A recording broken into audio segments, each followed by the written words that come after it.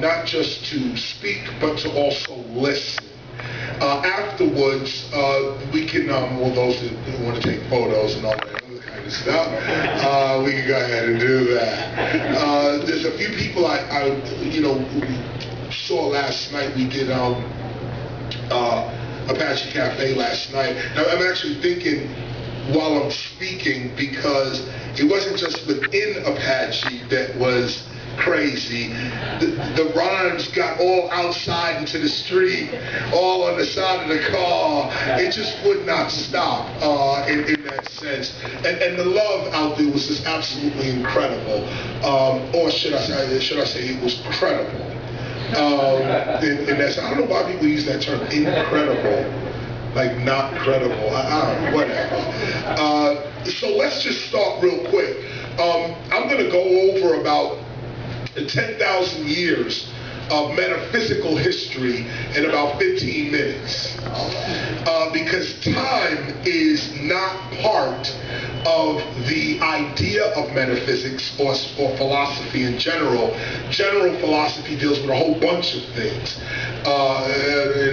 Just a whole bunch of things dealing with the nature of reality. Metaphysics, metaphysica, deals specifically with first causes. What is it that causes something to exist? What is the essence of a thing, a person, an event, a time, so on? What is the cause of that? This is a good place to start to talk about hip-hop. Outside of time. We jumped outside of time yesterday. It was ridiculous because here I am, supposedly an old school artist. Africa Bambaataa would call me a true school artist. The audience would say an old school artist. But yet I have an album coming out this year. Does that make me new school? What school are you really from? Now, most people trap themselves in believing that they are the titles that they name themselves. Here's where we begin. When I first started, 1973, with a guy named Kool Herc, Kool DJ Herc was his name. He was a DJ in the Bronx. He lived in a place called 1520 Sedgwick Avenue in the Bronx. Kool DJ Herc. He wasn't the only DJ of his time, by the way. There was others like Mandingo, Elvis 007, and others, all kind of DJs of that era and time. But most DJs would play in the clubs, and you would only see them in a club. You have to go to a club, pay 25 cents, get in. See, that went right over your head. Pay 25 cents, get in, and you would hear the DJ spinning whatever the music was at the time. Kool DJ Herc brought a West Indian style, a Jamaican style of DJing to the Bronx. And that style was that you never really played the record. You interfered with the record while you played it. So a record like James Brown would come on. A 1, 2, 3, 4, hit it. Boom, boom, bop, bop, bop, bop, bop, bop. Kool Herc would pick up the needle and drop it right back on. A 1, 2, 3, 4, hit it. Boom, boom, bop, bop, bop, bop, bop, boom. 1, 2, 3, 4, hit it. He'd do this for hours. This would needle drop it, just drop it. And if you get good at it, you can drop it right at the point. A 1, 2, a 1, 2, 3, a 1, and he would just keep going on and on. Now this separated him from all the other DJs on the block. Such a word called originality. Originality. James Brown was his staple music. Kool Herc loved James Brown, rest in peace. James Brown was the staple music for Kool Herc to play. He also played the amazing bongo band, a record called Apache.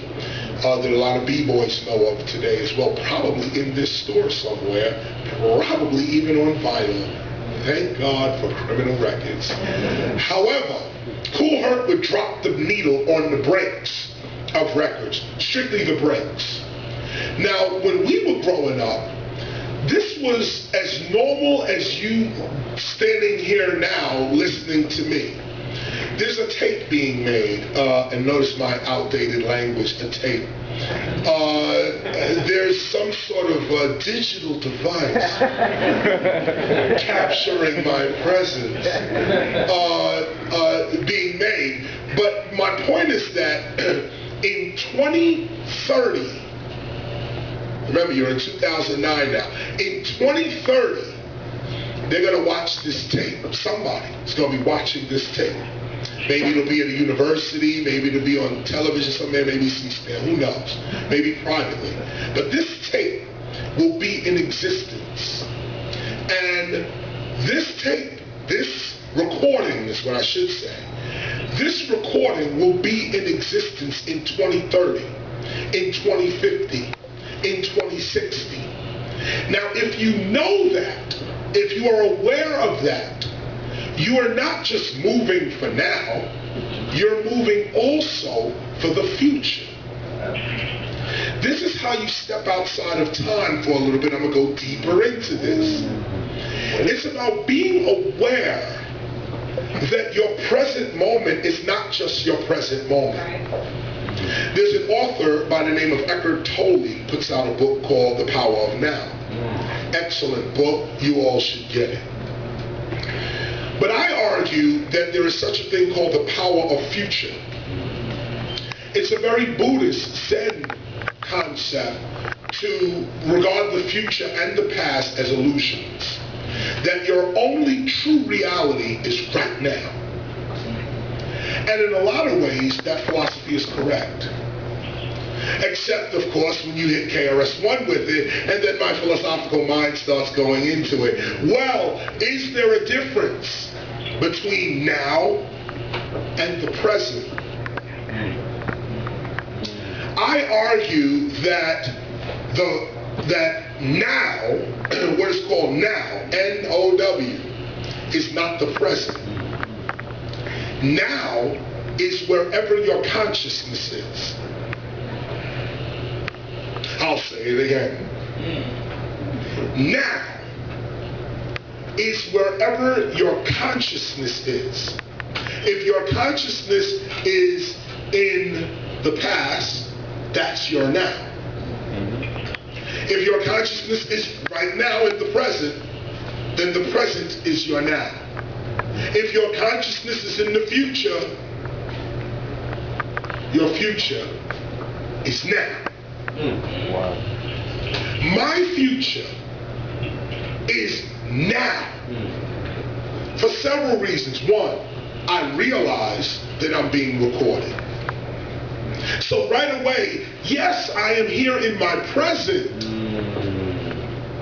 but my now is also future. Now,